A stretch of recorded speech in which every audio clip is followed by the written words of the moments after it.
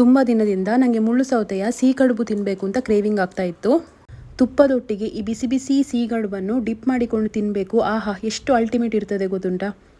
ಫಸ್ಟಿಗೆ ಒಂದು ಕಂಪ್ಲೀಟ್ ಮುಳ್ಳು ಸೌತೆಯನ್ನು ಚಂದ ತುರಿದುಕೊಳ್ಳುವ. 2 ಕಪ್ ದೋಸೆ ಅಕ್ಕಿ ಅಥವಾ ವೈಟ್ ರೈಸನ್ನು ಒಂದು 6 hours ಆಗಿ ನೆನೆ ಹಾಕೊಂಡಿಟ್ಕೊಳ್ಳಿ.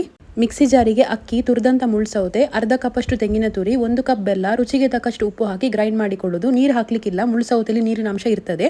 ಸೊ ಇಷ್ಟು ದಪ್ಪ ಇದನ್ನು ಕಡಿದುಕೊಂಡಾದ್ಮೇಲೆ ಸ್ವಲ್ಪ ತುರಿದಂಥ ಮುಳ್ಳು ಸೌತೆ, ಅರ್ಧ ಕಪ್ಪಷ್ಟು ತೆಂಗಿನ ತುರಿ ಹಾಕಿ ಚಂದ ಇದನ್ನು ಮಿಕ್ಸ್ ಮಾಡಿಕೊಳ್ಬೇಕು. ಸೊ ಅದಕ್ಕೆ ತುರಿದಂಥ ಮುಳ್ಳು ಸೌತೆಯನ್ನು ಸ್ವಲ್ಪ ಇಟ್ಟುಕೊಳ್ಳಿ.